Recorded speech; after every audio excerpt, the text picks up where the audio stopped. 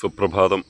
നമ്മുടെ പാടത്തിൻ്റെ നേർക്കാഴ്ചകളിലൂടെയാണ്. നമ്മുടെ പാടത്തേക്കാണ് കൃഷിഭൂമി. എല്ലാവരും കൃഷി ചെയ്യാനുള്ള തയ്യാറെടുപ്പുകളിലാണ്. പാടൊക്കെ ഒരുക്കാൻ തുടങ്ങുന്നു. പലരും ടില്ലറൊക്കെ അടിച്ച് വെള്ളമൊക്കെ വറ്റിച്ച് നിലം ഉഴുത് വൃത്തിയാക്കി അതിൻ്റെ തയ്യാറെടുപ്പുകളിലാണ്. അപ്പോൾ നമ്മൾ ഇതൊക്കെ കണ്ട് നമ്മുടെ ഈ ചങ്ങാതി മുകളിൽ നിൽക്കുന്നുണ്ട് കേട്ടോ. അപ്പം ഇനി നമുക്ക് ചെയ്യാനുള്ള എന്താണെന്ന് വെച്ച് കഴിഞ്ഞാൽ, നമ്മുടെ തേക്കിൻ്റെ ഇല ഇട്ടിട്ടാണ് വിത്ത് കൂട്ടുക. അത് തേക്കിൻ്റെ ഇല അല്ലെങ്കിൽ ശീമക്കൊന്നയുടെ ഇല, ഇങ്ങനത്തെ ഇലകളൊക്കെ നമ്മൾ വിത്ത് കൂട്ടാനിടും.